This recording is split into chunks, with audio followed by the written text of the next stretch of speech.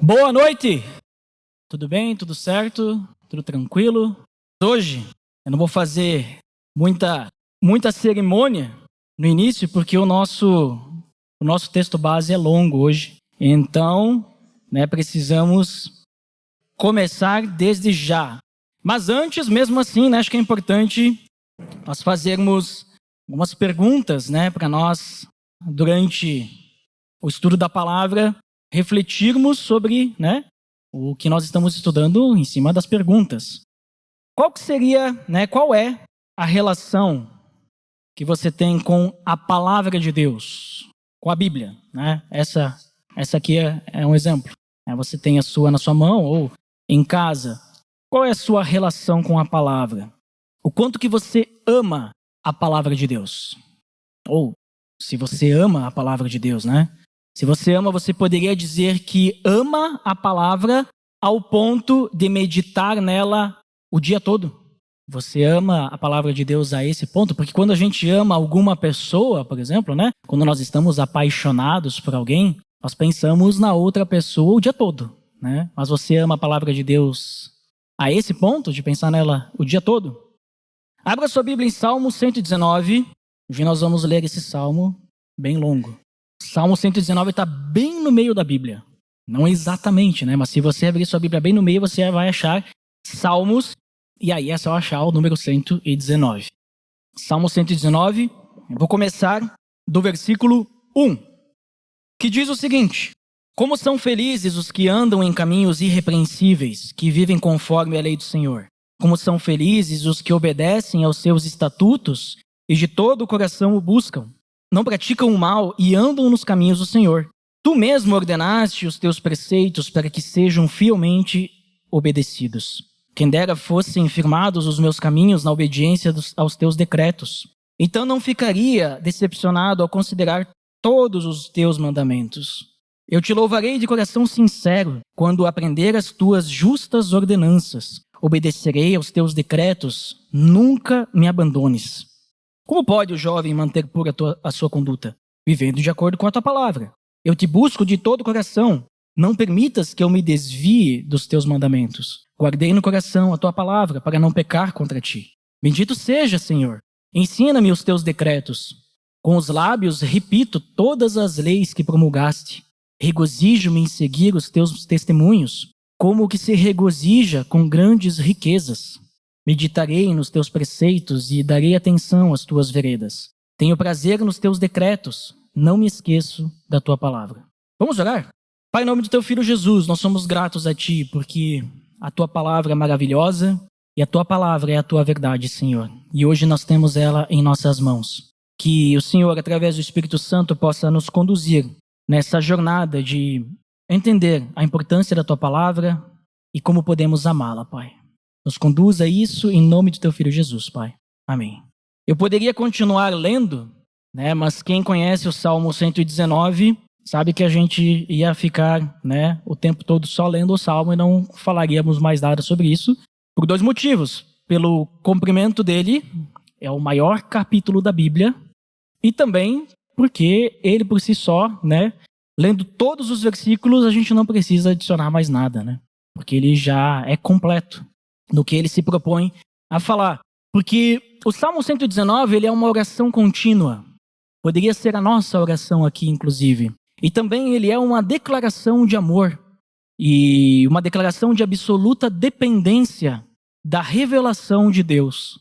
No caso, a sua palavra. E o autor, nós não sabemos, porque não tem identificação alguma, quem escreveu esse salmo, então o autor é anônimo, mas muitos concordam que provavelmente foi o rei Davi que escreveu esse salmo, porque devido ao contexto de perseguição, Davi passou por esse contexto, também a profundidade devocional, sabemos que por outros salmos, e aquilo que Davi escreveu, que ele tinha uma dedicação ao Senhor. Mas alguns sugerem que possa, talvez não foi Davi, talvez foi Esdras ou foi Daniel, porque também passaram por isso. E esse salmo, ele é muito complexo, Ele tem uma estrutura bem complexa. Como assim? Esse salmo, além de ser o maior capítulo de toda a Bíblia que nós temos em nossas mãos, né, tem 176 versículos. Ele é estruturado, né, dividido em 22 estrofes, com 8 versículos cada estrofe. Se vocês olharem na Bíblia de vocês, talvez tenha essa separação. Nós lemos 2 estrofes hoje. Uma estrofe para cada letra do alfabeto hebraico. E o mais incrível é que cada um dos versículos inicia com essa letra. Se vocês tiverem oportunidade, né, hoje nós temos acessível através da internet de olhar uma Bíblia hebraica, mesmo que você não saiba hebraico. Mas se você olhar, você vai perceber, olhando pela direita, porque o hebraico se lê da direita para a esquerda, né? Você vai ver que no início de cada uma das frases, o desenho, né, o símbolo é o mesmo, porque o alfabeto hebraico ele não tem as letras como nós utilizamos, né? Porque são 22. Né? E daí você vai olhar, você vai ver que os primeiros 8 versículos, todos eles começam com Aleph. Aí, do versículo 9 até o 16, todos começam com Bet. Aí depois vai para Gimel. E cada uma, se você olhar, chegou no 9, vai mudar o símbolo. Vai mudar, né, a letra. É muito interessante isso. Mas, esse não é o ponto principal, né? É uma poesia, é uma declaração, como eu disse, né? Uma oração contínua do autor se declarando a sua dependência e o amor que ele tem pela lei, pela palavra de Deus, por aquilo que foi revelado. Né? Mas o tema principal aqui, além de ser isso que eu comentei, é que a lei do Senhor ela é gloriosa, ela é magnífica, ela é maravilhosa. E como esse salmista, ele observa essa lei de todo o coração. Esse vai ser o tema principal, né? E falando sobre lei, talvez a gente tenha uma compreensão um pouquinho limitada sobre a palavra lei. Porque a lei, quando nós lemos aqui em Salmos, o Salmo 119, a palavra utilizada para lei é Torá. Né? E o que significa lei em hebraico? Né? Significa algo muito mais do que uma lei que nós conhecemos, um conjunto de regras ou algo que eu tenho que fazer isso e aquilo. Para o judeu, o termo Torá, ele vai além, ele é bem mais profundo. Para o judeu não é simplesmente uma lista de regras. Para o judeu, a Torá é a vontade de Deus como ela foi revelada para Israel. Então, quando o judeu ele olha para a Torá, para a lei, né, normalmente a gente chama de Torá, normalmente não, é o que a gente chama, né? Os 5 primeiros livros da Bíblia, né, o Pentateuco, essa é a lei do judeu, Torá. Para o judeu, aquela ali é a vontade de Deus, é a revelação da vontade de Deus. Não é um conjunto de regras, mas é como Deus pensa, o que Deus quer, o que Deus não gosta, o que Deus gosta, como nós podemos adorar a Deus, como nós podemos, ou nós vamos talvez desagradar a Deus. Para o judeu é isso, não é um simples conjunto de regras. Isso porque a palavra Torá, inclusive, ela traz essa ideia de orientação, o significado dela é ensino, é instrução. Então, quando a gente pensa nesse contexto do que o salmista está falando aqui, o Salmo 119, ele não está exaltando um conjunto de regras, mas o Salmo 119, ele exalta a vontade de Deus através da sua palavra, que foi expressa na lei, nos 5 primeiros livros da Bíblia. Porque é o que ele tinha em suas mãos, como representando a vontade de Deus. Entenderam? Só para isso ficar bem claro para nós, porque vocês vão ver que hoje, de uma certa forma, por mais que nós não estamos sob o jugo da lei, isso chega até os nossos corações com o mesmo sentido, mas vamos chegar lá. Então, diante desse tema principal, de exaltar a vontade de Deus, de exaltar a sua palavra, porque a palavra de Deus é a vontade de Deus, diante disso, ele utiliza diversos sinônimos, diversas palavras diferentes para falar sobre a vontade de Deus, demonstrando que a vontade de Deus, a sua palavra, ela tem múltiplas funções. Então, tirando 3 versículos, o versículo 90, o 122 e o 132, tirando esses 3 versículos, todos os outros versículos, os 173 versículos, falam algum sinônimo sobre a palavra de Deus. Todos. Os que a gente leu, todos eles falam sobre a palavra. Sem exceção dos que a gente leu. A gente leu 16 só, né? A gente leu só um pedacinho, né? Como eu disse, a gente poderia ler todo, mas a gente vai passar por todo esse salmo ao longo do nosso estudo. Então, Normalmente se levantam 8 palavras, né, que são usadas, como por exemplo a própria palavra lei, então é usada para falar sobre a palavra de Deus, sobre a vontade de Deus. A palavra testemunhos é usada também, preceitos, decretos ou estatutos, dependendo da versão, mandamentos, juízos e ordenanças. A própria palavra também é usada, promessas também. Então, diversas palavras que vão demonstrar sobre a palavra de Deus em si. Ela é usada para juízo, né, num papel de julgar, né, numa questão legal, mas também ela é usada como mandamento, também é usada como uma ordenança, né, ela é usada de diversas formas, como promessas também. Ela é usada de diversas formas, nós conseguimos perceber durante todo esse salmo, exceto em 3 versículos, como eu comentei. E dentre a grande riqueza desse salmo, eu elenquei 4 pontos para a gente conseguir resumir, porque nós precisaríamos de muitas horas para debruçar sobre ele. E eu recomendo a você, nessa semana, você ler esse salmo. Leia todo, né? Leia todo o salmo. Num dia, no outro dia, leia de novo. Leia várias vezes. Porque como ele é longo, né? Quando a gente chega no final, a gente nem lembra mais do início. Mas se você ler ele várias vezes durante a semana, ele vai, né, entrando no seu coração, na sua mente, e você vai já, né, se conectando ao que ele está dizendo. Mas os 4 pontos que eu elenquei são, primeiro, o salmista ele fala sobre a excelência e a autoridade da palavra de Deus. E ele diz que a palavra de Deus, no versículo 152, ele diz que a palavra de Deus ela é perfeita e digna de confiança. Ele diz assim: há muito aprendi os teus testemunhos que tu os estabeleceste para sempre. Para sempre, a gente pode confiar. A palavra de Deus ela é digna de confiança, ela é perfeita. Porque Deus ele estabeleceu uma vez só, ele não precisa ficar mudando depois. Já estava definido em Gênesis capítulo 3 que Jesus viria.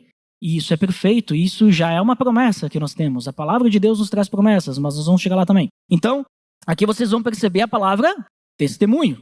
Né? Testemunho está relacionado ao quê? O que é o testemunho de Deus? É a palavra de Deus, o que Deus testemunhou, certo? Então ele está usando um sinônimo. Porque senão ele ia falar 176 versículos, a tua palavra é isso, a tua palavra é isso, a tua palavra é isso, a tua palavra é isso. Ia ficar monótono, né? Ia ficar ruim, né? A gente aprende na escola que não é assim, a gente tem que usar sinônimos, né? E ele usa vários, inclusive com sentidos diferentes. Outro ponto em cima dessa questão da autoridade, da excelência da palavra de Deus, o versículo 98 nos diz que ela é fonte de sabedoria. Os teus mandamentos me tornam mais sábio que os meus inimigos, porquanto estão sempre comigo. Nós temos acesso à palavra de Deus. A palavra de Deus ela pode, se nós estudarmos ela, penetrar em nosso coração e nós podemos levar onde nós quisermos. E visto que Deus, ele é o ser supremo e totalmente sábio, ele é a fonte de sabedoria, a palavra de Deus nos torna sábios, né? Aqui a palavra, mandamento, né? Os teus mandamentos me tornam mais sábio. Também o versículo 160, ele diz: a soma da tua palavra é a verdade e todos os teus juízos são eternos. Ou seja, a palavra de Deus, ela é a verdade completa. Nós temos tudo o que nós precisamos para conhecer a verdade de Deus na palavra de Deus. Então, primeiro ponto, a excelência e a autoridade da palavra. Isso tudo o salmista vai falar. O segundo ponto que nós vamos perceber aparecendo no Salmo 119 é o dever de obediência e a santificação. Ele exalta a palavra de Deus como sendo maravilhosa, fonte de sabedoria, mas ao mesmo tempo, uma vez que ele estuda a palavra, ele busca a palavra, a resposta do homem à vontade de Deus é obedecer. Quando nós entendemos o ser supremo e maravilhoso e grandioso que Deus é, a nossa reação é adorar, é se prostrar. Todos os relatos que nós vemos na Bíblia de alguém que teve alguma experiência, vamos dizer assim, mais próxima com Deus, não de oração, eu digo assim, de ver um mensageiro, um anjo, né? De receber alguém. Quando descobre, qual que é a reação das pessoas? Se prostrar. Eu não falo só do Antigo Testamento. João, quando ele tem a visão dele no Apocalipse, e ele vê o anjo e ele percebe com quem que ele está falando, ele se prostra em adoração. E o anjo diz, peraí, não é eu que tu tem que adorar, eu só estou trazendo uma mensagem, né? Mas acontece muito isso. Por quê? Tu se depara com algo que está além da sua compreensão. Então, quando nós começamos a estudar a palavra de Deus, a resposta é a obediência. A vida cristã, ela nos convoca a um comportamento santo. Nos leva a isso, olhando o exemplo de Cristo. Então, o salmista, ele ilustra essa verdade buscando guardar a lei de todo o coração. Porque é o caminho para a pureza, né? Tem o clássico versículo que eu gosto muito, né? Guardei no coração a tua palavra para não pecar contra ti, o versículo 11. Mas o versículo 9, ele diz, como pode o jovem manter pura sua conduta? Vivendo de acordo com a tua palavra. Então, guardar a lei no coração e guardar de todo o coração é o caminho para a pureza, a forma como nós podemos ser santos perante Deus. E guardar a palavra de Deus também é, inclusive, o caminho para a felicidade. E ali no trecho que nós lemos, nós vimos no versículo 14, que ele diz assim, regozijo-me, ou me alegro muito, né? Muita alegria, em seguir os teus testemunhos. Como o que se regozija com grandes riquezas. Ele compara a pessoa que está muito feliz porque tem grandes riquezas com a riqueza que é ter a palavra de Deus no seu conhecimento, em seu coração. E ele se alegra muito. Ela também é prazerosa, porque no versículo 16 nós vimos que ele diz que tenho prazer nos teus decretos. Não me esqueço da tua palavra. A palavra de Deus nos traz prazer.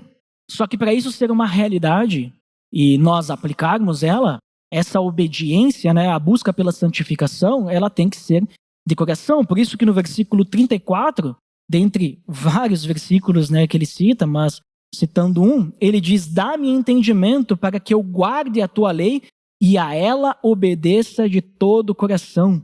Dá-me entendimento para que eu guarde a tua lei e a ela obedeça de todo o coração. Não obedeça porque tem que obedecer e tal, mas isso está enraizado no meu coração. Então, segundo ponto, nós vemos no Salmo 119 o dever de obediência e a santificação. O terceiro ponto que nós vemos no Salmo 119 é que a palavra pode nos trazer consolo na aflição e orientação na nossa jornada. O Salmo 119 ele tem diversas súplicas, diversos clamores em meio à perseguição, em meio ao sofrimento. Tá repleto de situações aqui, assim, dessa forma. E a palavra de Deus, ela não é vista apenas como um código, né? Um código de conduta, algo... A palavra de Deus, ela é viva e eficaz. Ela não é algo que nós temos ali e pronto, né? Tipo, vou seguir essas instruções. Mas a palavra de Deus, ela é vista também como um refúgio, uma fonte de vitalidade espiritual. É onde nós podemos nos achegar e nos sentir seguros. É onde nós podemos encontrar conforto. É na Escritura que nós vamos encontrar a direção e o conforto que Deus pode nos proporcionar. De que forma? Primeiro, a questão da orientação. O Salmo 105 foi tema de uma das bienais, inclusive. Salmo 105, a tua palavra é lâmpada que ilumina os meus passos e luz que clareia o meu caminho. Né? A tua palavra é lâmpada para os meus pés e luz para o meu caminho. Então a palavra de Deus nos dá orientação. Com ela nós sabemos para onde ir. Porque se nós queremos adorar a Deus, é a palavra que vai nos dizer qual que é o caminho para adorar a Deus. O caminho estreito, a porta estreita, sabe? É a palavra que vai nos mostrar. Ela também nos traz consolo. Salmo 119, versículo 50 diz, este é o meu consolo no meu sofrimento, a tua promessa, falando da palavra de Deus, dá-me vida. Então ela também é consolo, porque nós, em meio ao sofrimento, nós lembramos que o nosso Deus é maior. Em meio ao sofrimento, nós lembramos que Jesus já pagou pelo nosso pecado. Em meio ao sofrimento, nós sabemos que Jesus vai voltar e nos levar para passar a eternidade com Ele. Então ela nos consola. Se nós não conhecermos a palavra, esse consolo nós não vamos ter, porque nós não vamos lembrar que Jesus ele vai voltar e tal. A gente esquece fácil das coisas. Esquece muito fácil das coisas. E a palavra de Deus está aí para nos confortar, nos trazer essa direção e também nos sustentar. O versículo 93, ele diz, jamais me esquecerei dos teus preceitos, pois é por meio deles que preservas a minha vida. Ou em outra versão, né, uma versão mais nova da NVI, se você está lendo no celular, jamais me esquecerei dos teus preceitos, pois é por meio deles que me sustentas a vida. Ou seja, nós temos fôlego para continuar. nós temos motivação, nós somos sustentados pelas promessas de Deus. E o quarto ponto, que é o que, vamos dizer assim, eu comecei as perguntas, né? Talvez você lembre da pergunta inicial, que é o amor pela palavra. Nós vemos, como eu disse, é uma declaração de amor. A palavra de Deus, a vontade de Deus, a querer servir a Deus, esse Salmo 119. E o salmista, ele demonstra um amor pela palavra tão grande que se manifesta em uma meditação constante. Ele pensa na palavra o dia inteiro. Ou seja, às vezes a gente pensa na palavra só o livro escrito, né? Mas quando a gente pensa no livro escrito, o que tem aqui que eu falei? A vontade de Deus. Ele pensa na vontade de Deus o dia todo. Ele pensa o dia todo em como servir a Deus. O dia todo em como agradar a Deus. O versículo 97, ele diz: como eu amo a tua lei. Medito nela o dia inteiro. Como eu amo a tua lei. Como eu amo tua vontade, tua palavra. Como eu amo te agradar. Eu fico meditando nela o dia todo porque eu quero saber qual o meu próximo passo para te adorar, Senhor. Além disso, ele se deleita na palavra. A gente falou que ele encontra prazer, mas o Salmo 119, versículo 162, ele diz: eu me regozijo na tua promessa como alguém que encontra grandes despojos. Alegro-me na tua promessa como quem acha grandes despojos. Como alguém que... É bem parecido com aquele versículo que nós lemos antes, né? Porque ele fica falando diversos temas relacionados à palavra. E ele se alegra muito porque a palavra de Deus ela é valiosa. E o versículo 48 também, ele nos diz: a ti levanto minhas mãos e medito nos teus decretos. Ou seja, a palavra de Deus, o amor pela palavra, também é uma fonte de adoração ao próprio Deus. Nós não adoramos a palavra, mas por causa da palavra, ela nos leva a adorar a Deus. Ela é um meio, ela é uma ferramenta, ela é o caminho para adorarmos a Deus, porque ele medita nos decretos de Deus e então ele levanta as mãos em adoração. Ele tem prazer nos mandamentos, ele ama a Deus. Então, ele fala tudo isso porque a palavra de Deus, ela nos faz com que nós conheçamos mais a Deus. É através dela que nós vamos saber quem Deus é, o que agrada a Deus, o que não agrada. É através da palavra de Deus que Deus se revela para ser conhecido cada vez mais por nós. Nós o conhecemos porque ele se revelou. Ele se revelou há muito tempo atrás e nós temos agora tudo isso fechado. O Salmo 119 ele foi escrito em uma época em que não existia uma Bíblia como a nossa. Então, quando o salmista ele escreve esse salmo, ele fala muito sobre a lei porque é o que ele tinha. Ele não tinha os evangelhos, porque Jesus nem tinha vindo ainda. Jesus ainda não tinha encarnado. Então, ele fala sobre a lei. Mas, apesar de ele estar citando a lei, o Salmo 119, ele também se aplica a nós. Lembrem-se que a Bíblia toda, ela aponta para Cristo. E o salmista, ele não está engrandecendo a lei como a lei, pelo que ela é. Como eu falei no início, o amor que ele tem pela lei, pela Torá, não é relacionado a um conjunto de regras. Nossa, eu amo ter um monte de regras para que eu possa seguir, porque eu sou uma pessoa que eu quero ter regras. Não é isso. Não é isso que ele está falando no Salmo 119. Mas o que ele ama, o amor dele, está relacionado à vontade de Deus que é expressa através da lei. Ele ama a Deus. Ele ama o que Deus falou. Ele ama a forma como Deus se revelou, porque ele quer amar a Deus em primeiro lugar. E a forma como ele pode conhecer a Deus é através da sua palavra. Por isso que ele ama a palavra. Por isso que ele ama a lei. Se o salmista estivesse escrevendo hoje, ele não ia falar eu amo a lei, ele ia dizer eu amo a Bíblia. Eu amo os evangelhos. Eu amo o que está revelado aqui, da forma como Deus, desde o início, ele foi cuidando a partir da queda do homem. Ele já foi cuidando para que o grande plano da redenção acontecesse. Ele estaria falando sobre isso, ele estaria dizendo que ele guarda tudo que Jesus ensinou, inclusive, ele guarda até as parábolas que são difíceis de entender, ele guarda, ele quer meditar, ele quer entender as parábolas, o que Jesus estava falando, o que Jesus está citando. Ele estaria falando isso se estivesse conosco hoje. Então, a grande realidade é que o salmista, ele quer conhecer cada vez mais a Deus para poder obedecer a Deus. E a forma de conhecer a Deus e obedecê-lo é através da palavra que foi revelada. Por isso que ele ama a palavra da mesma forma e ele trata ela como um tesouro, né? Algo maravilhoso, algo grandioso, porque é um tesouro que permite que ele conheça o grandioso Deus, o ser soberano do universo, o Criador de todas as coisas. Por isso que ele fala, nós lemos o versículo 14, regozijo-me em seguir os teus testemunhos como que se regozija com grandes riquezas. Então o conceito para nós hoje é o mesmo, exatamente o mesmo conceito. A Bíblia que nós temos em nossas mãos aqui é o tesouro que nos permite conhecer esse grandioso Deus. E nós estamos em até maior vantagem, porque nós temos mais coisas reveladas de Deus. Nós não ficamos à espera de algo que pode acontecer.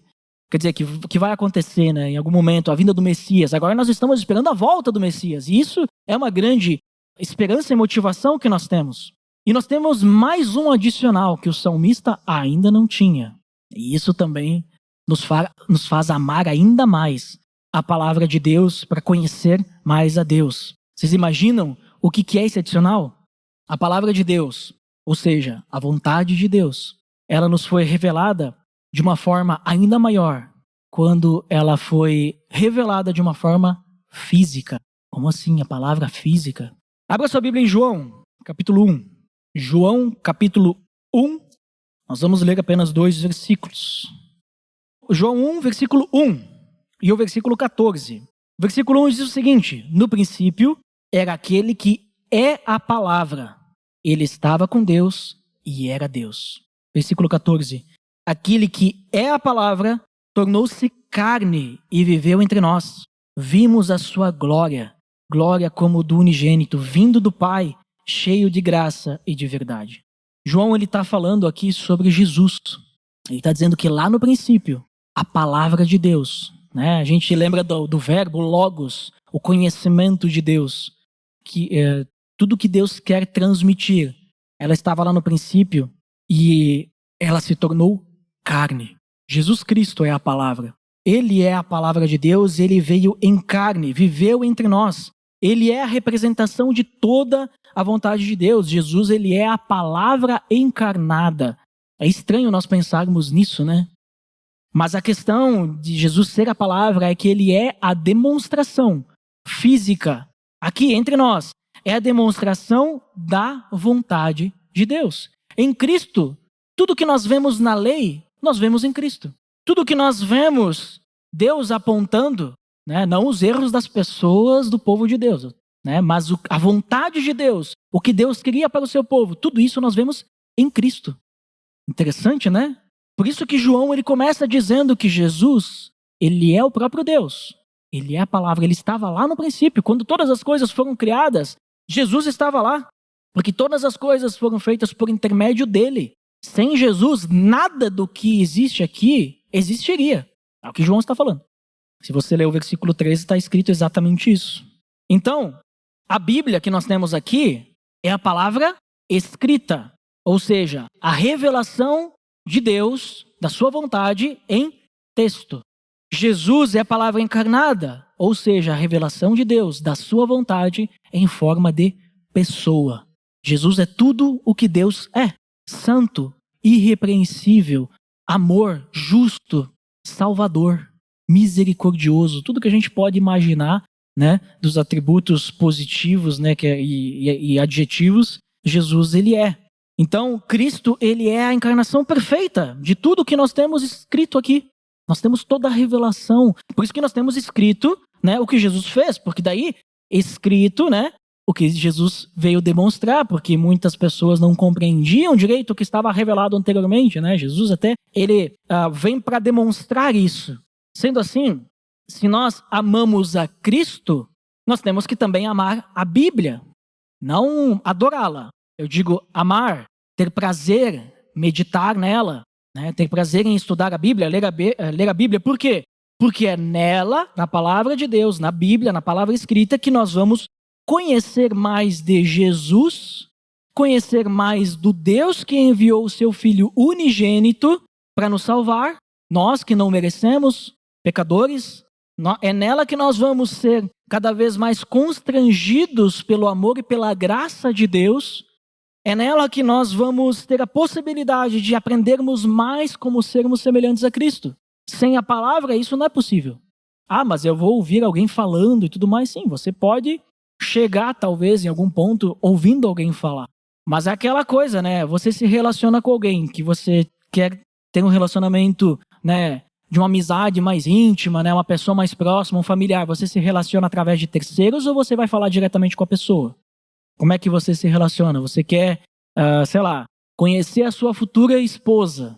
Você vai sempre conversar com uma pessoa intermediária e aí o seu casamento vai sempre ter uma pessoa que você conversa com essa pessoa para falar com a sua esposa e depois ela... Não, você fala diretamente com a pessoa, né? Porque é assim que a gente conhece alguém. A gente se relaciona. Uma amizade também é assim, né? Nós conhecemos aqueles amigos, né, que nós temos há muitos anos que a gente sabe o que está acontecendo com a pessoa só de olhar. Por quê? Porque nós nos relacionamos. Você não fica de longe ou observando de longe e nunca fala com a pessoa. Não, você conversa, você se relaciona.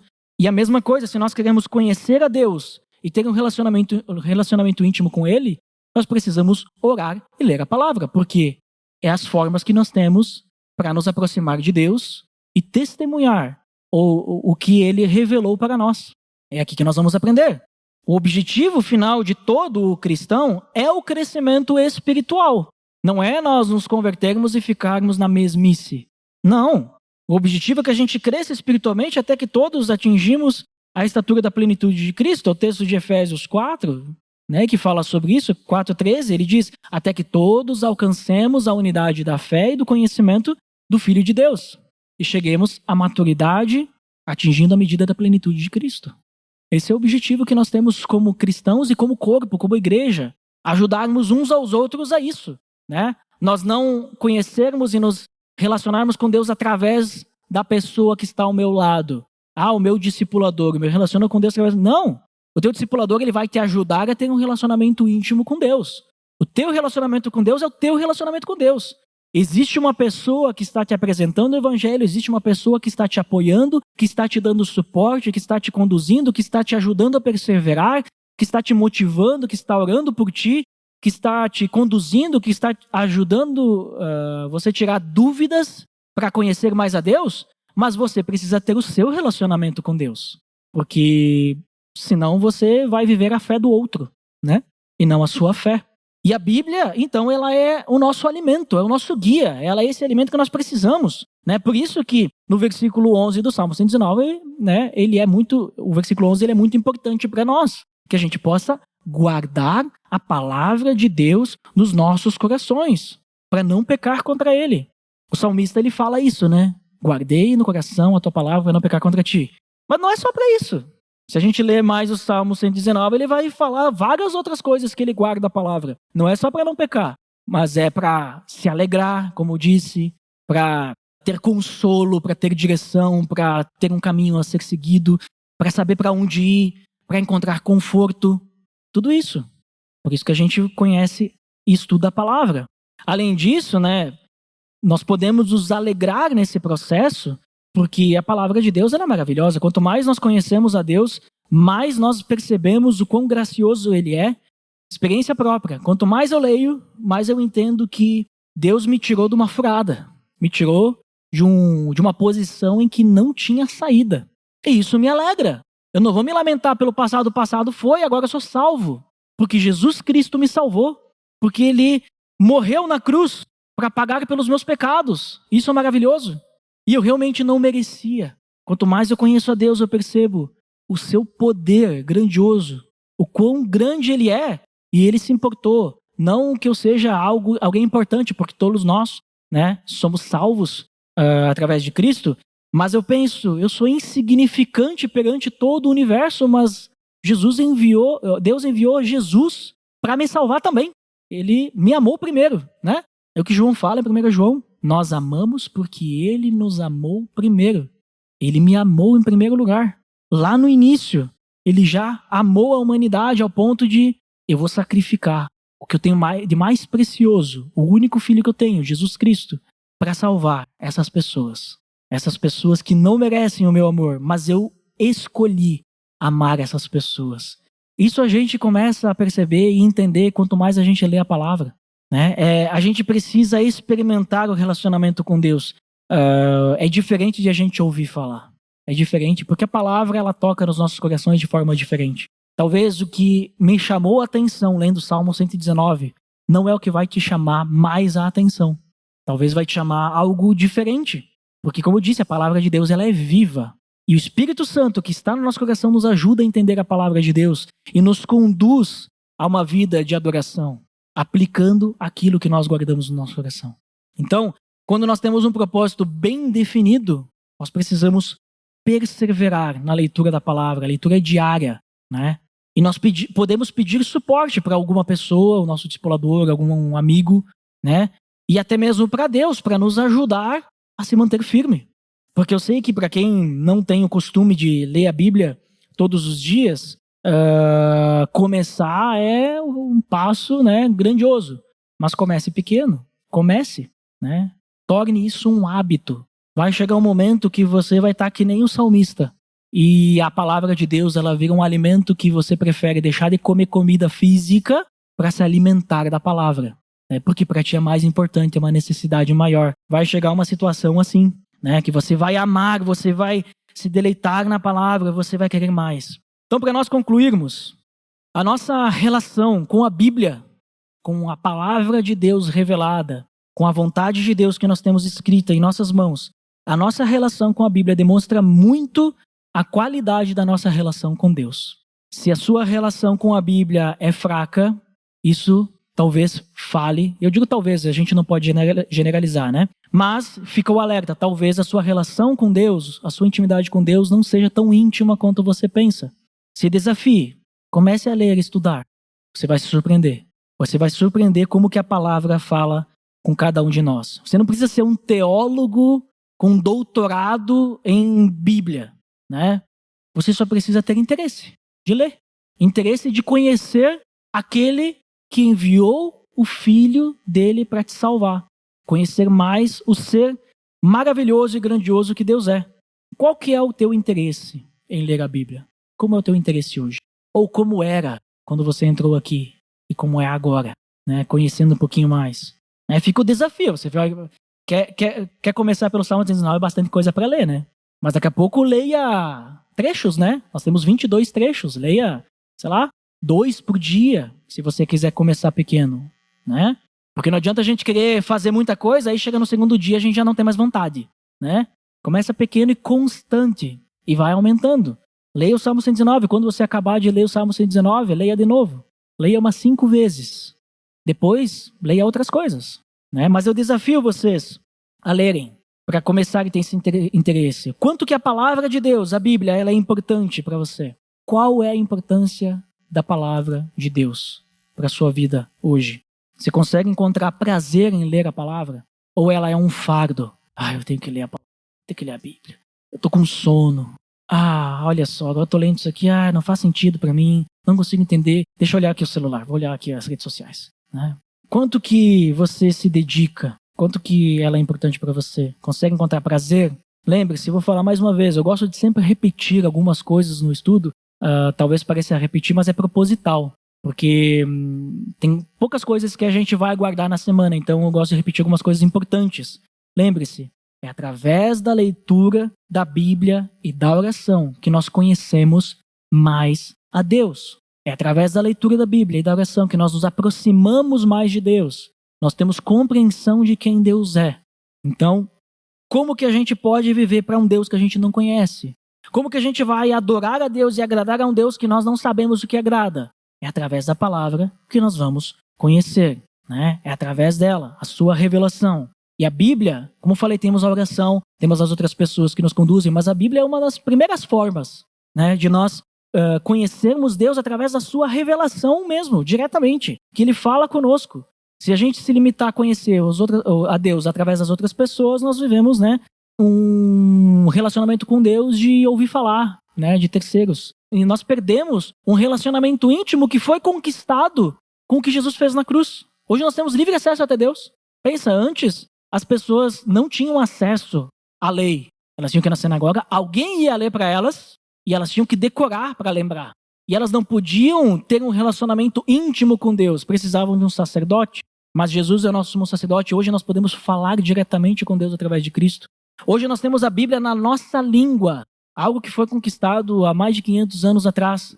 Porque depois de Jesus, nem isso tinha possibilidade, né? Você dependia de alguém que sabia ler e que sabia ler numa língua que você não conhecia para poder ter acesso à palavra de Deus. E hoje nós temos em português, várias versões mais rebuscadas, versões mais acessíveis, fáceis de entender, e nós temos ela aqui. Nós podemos ler, orar a Deus, falar com Deus. Nós temos algo extremamente precioso em nossas mãos, acessível, algo que nem o salmista aqui tinha, porque nós temos o que ele tem e mais, e às vezes a gente não valoriza esse grandioso tesouro em nossas mãos. Então eu faço esse desafio, que a gente possa realmente se entregar a Deus, a esse Deus poderoso e maravilhoso, e através do amor pela palavra dele, não um papel, um texto, mas o que está sendo revelado aqui, de quem Deus é. O amor é isso, o amor é Deus. Através da meditação da sua palavra, que a gente possa alcançar essa estatura plena em Cristo, alcançar a medida da estatura de Cristo, sermos semelhantes a Cristo. Vamos orar por isso, para que Deus possa nos motivar e nos conduzir, para que isso seja uma realidade na vida de todos nós. Pai, em nome de teu Filho Jesus, somos gratos a ti, porque temos hoje a tua palavra revelada em nossas mãos, a tua vontade, Deus. Temos toda a narrativa da tua redenção por cada um de nós. Nós conseguimos entender e perceber a tua graça, o teu amor por cada um de nós, a tua misericórdia, o teu perdão, as tuas maravilhas e tudo mais, Pai. Vemos a tua grandeza. Tua palavra nos conduz também a olharmos à nossa volta e vermos a tua criação, vermos o teu amor sendo demonstrado e testemunhado através do relacionamento daqueles que o teu Espírito já vive no coração, Pai. Que possamos valorizar isso, a tua palavra, ler ela e também nos dedicarmos à oração. Uma oração que é fruto de lábios que proclamam as tuas promessas, que falam da tua vontade, que é conduzida pelo teu Espírito, Senhor. Que possamos realmente viver uma vida de adoração, de intimidade, em obediência, buscando a santificação constante em nossas vidas. Em nome de Jesus que oramos e clamamos a ti, Pai, que o pecado e a má vontade não nos afaste desse relacionamento íntimo contigo, mas que apenas a tua vontade prevaleça nos nossos corações. Amém.